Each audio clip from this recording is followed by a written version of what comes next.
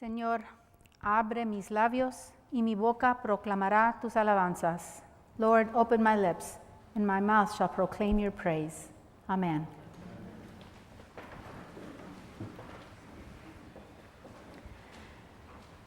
Our gospel today is harsh, and that's putting it mildly. It depicts an event that is one of the most hideous examples of revenge that the Bible records. Beheading someone as a party favor is so terrible that I can't find words to characterize or label it. Not any strong enough words. So what can we learn from this serious event? At its core, what is John's crime? Why is he in prison? He's in prison because he dared to speak truth to power, as some people use that phrase. He said to Herod, "What you're doing is wrong. Being with Herodias is wrong." So Herodias decides that she's going to find a way to avenge herself. Now, John could have kept quiet, but he didn't, because he believed so unwaveringly about God's truth that he was willing to give up his life for that faith. So, how do we measure up in our courage to stand for God's values? In our day and time, well, I was going to say there are no beheadings, but that's not true. Because there are some places where there are beheadings. But in our context here in the Bay Area, we don't come across that kind of persecution. But yet, we do have occasions where we need to stand up for our faith, to stand for what we really believe. And on that level, how are we doing? How do we compare with the kind of faith and the kind of courage that John showed? In our particular denomination, the highest ecclesial authority is General Convention. And that's where I was these last several days, at General Convention. But I don't want us to confuse that statement with who is the head of our church. The head of our church is Jesus Christ. That's who's in charge of this church. But in matters of how we organize ourselves and live out that faith, the highest authority is General Convention. Now, General Convention is a very complicated entity, very much like Congress, and sometimes in a good way and sometimes in a bad way. All of the things that we decide through a bicameral legislative body. We have the House of Bishops and we have the House of Deputies. Now, clearly, in order to sit in the House of Bishops, you have to be a bishop. To sit in the House of Deputies, there is an even number of ordained people and lay people from the lay order. So, and that's to me one of the biggest gifts of our particular church, is that we give lay people as much say-so in how our church acts as an ordained person does. We have orders in the church. There's the order of a bishop, the order of a priest, the order of a deacon, and the order of a layperson. They are all valid orders. So we are together at General Convention deciding on how we move forward in our life, in our common life, in our faith life. So Having sat in the House of Deputies for the last 8 days of convention, I can tell you that there were many, many things that we discussed. Some we could have left on the wayside, and many we did leave on the wayside, and some we talked about and made decisions about and so forth. It's an extraordinarily rich and beautiful time in the church. Then again, I'm a church geek. I like these kind of things. Some people don't. Some people don't like going to meetings. They think it's too wasteful, blah, blah, blah. I love it. And I think primarily, having come from the Roman Catholic Church, the thing that attracted me the most was that piece about the lay people having say-so. Let me just explain a little bit about this process. So a resolution comes before the legislative body. It can originate in the House of Bishops, like the Senate, or it can originate in the House of Deputies, like the House of Representatives. Now, in order for that resolution to become law, so to speak, it has to pass in both houses. If the bishops say, we're going to do thus and so, and the House of Deputies says, oh, no, we're not, we don't. Now, there's a further division in the House of Deputies, because there's half of our deputation is ordained as clergy and half are from the lay order. Someone from the House of Deputies can get up and say, I want us to vote by orders on a particular issue. And if enough lay people and if enough deputations split the vote, it fails. So the House of Deputies can be controlled by the lay people. So it's extraordinary. It's an extraordinary responsibility. It's not just about power, it's about responsibility. So, needless to say, in order for us to finally get to the point of voting on anything, takes a long time, because like Congress, all of our stuff goes through committee first. If a resolution doesn't make it out of committee, it's dead. There's no way to vote on it. So it's a very long and arduous process, but it's important for us to do that. Our resolutions get vetted that way.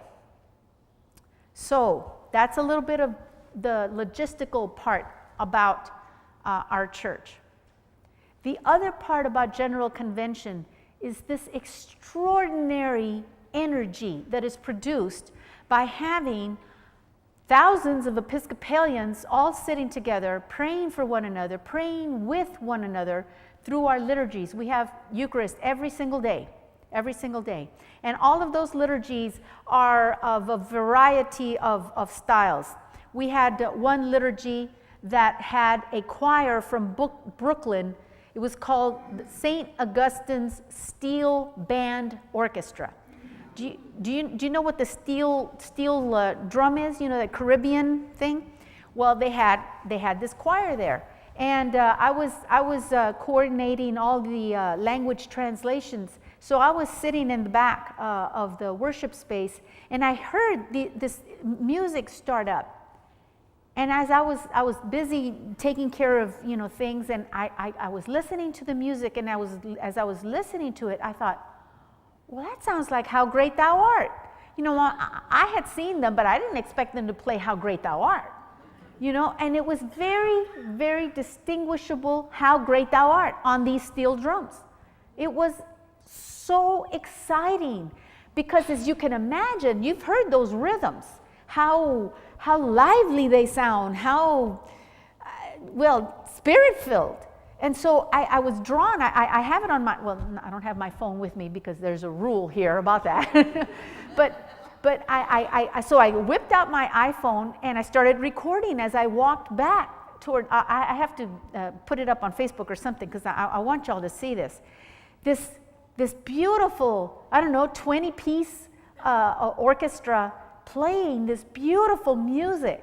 And everybody, this was a prelude. So everybody was drawn and came and just, when you see the film, you'll see everybody's taking pictures and recording and stuff because it's so extraordinary. the Spirit was so strong. And then in that very same service, we had a bishop named Michael Curry who preached a fabulous sermon whose theme was, we need crazy Christians. That's what this church needs, crazy Christians. Now that one's on YouTube, and I want you to find it. His name is Michael Curry, and the theme of his sermon was crazy Christians in the Episcopal Church. But let me give you an example of a crazy Christian. John the Baptist was crazy. How could he think that he was going to be okay after telling Herod, you're doing wrong? That was crazy. He was crazy to think that he was going to be able to survive that kind of encounter. Think about, and Bishop Curry says this in his sermon, think about what happened at the foot of the cross. Now, the apostles played it really smart. They left. They blew. If you were doing the roll call of the apostles at the foot of the cross, absent. Mary Magdalene, present. She was crazy. She was crazy to stand at the foot of the cross. Jesus was crazy for doing what he did. He could have not done it. He could have toned down his message, make it a little more palatable, make it sound okay, or make it not sound at all. But he didn't. He was crazy. So Bishop Curry is saying, we need crazy Episcopalians. We need people who are willing to believe so strongly that what God is saying is right, that they're willing to go out and stand for that faith, that belief. So the worship every day was some different kind of worship.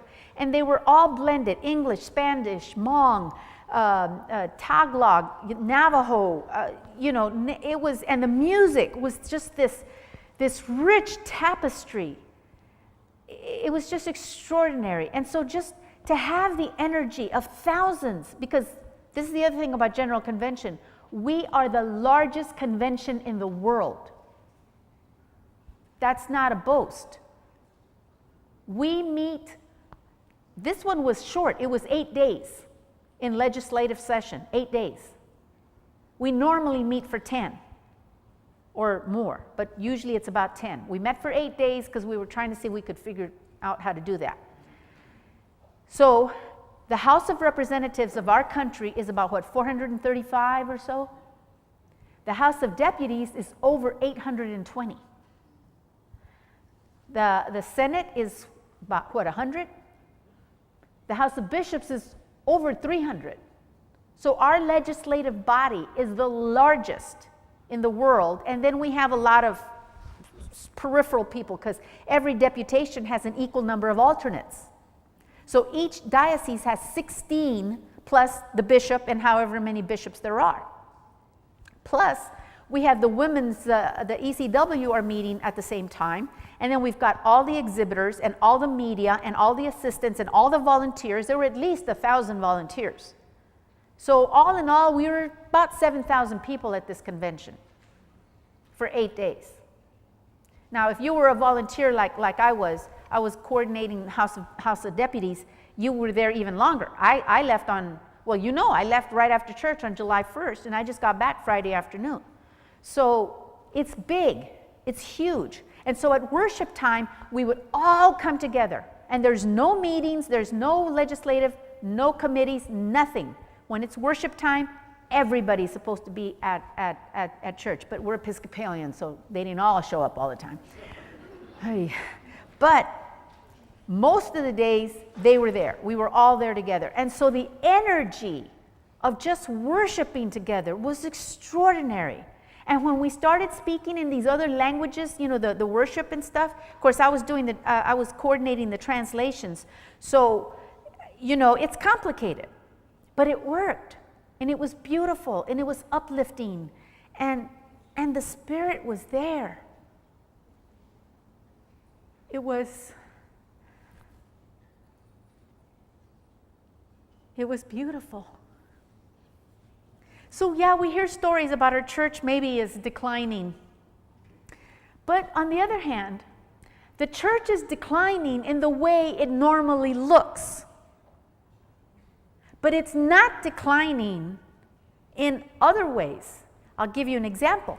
One of the things that I was able to discover, because I was working with the Province 9 folks, we're divided into 9 provinces. 8 of them are more or less American. And then the 9th province is all the other countries that are part of the Episcopal Church, like Honduras, like Ecuador, like Puerto Rico, Taiwan.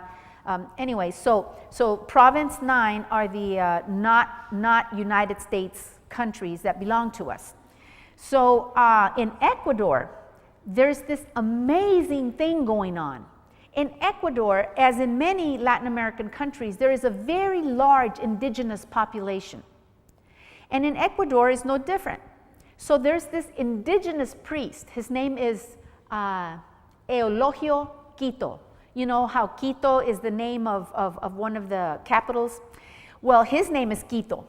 And that's an indigenous name. And he and another indigenous priest are in the mountains of Ecuador among the indigenous people, and in 4 years they have started 32 churches. 32. They have 30 choirs. They have thousands of people.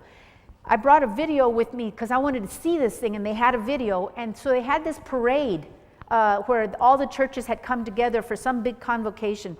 Anniversary, I think. It was their first anniversary as coming together. So at that time, there was only maybe a couple thousand. But every region had, you've seen the indigenous people of South America, how they wear the little hats and the little scarf, and they have these very heavy wool blankets because they live in the mountains and it's cold. And the women have these gorgeous skirts, and the men wear these white outfits.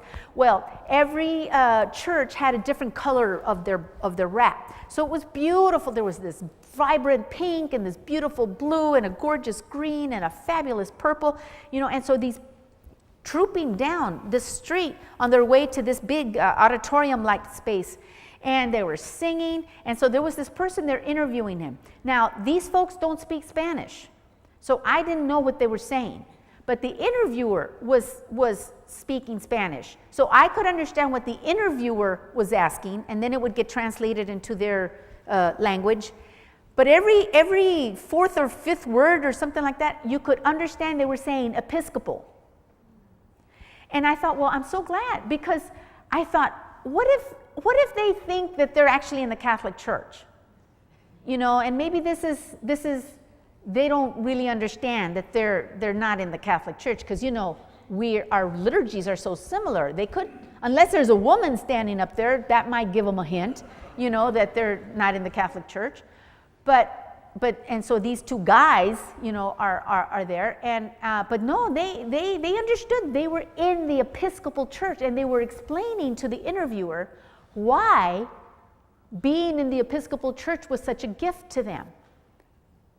And it was just amazing.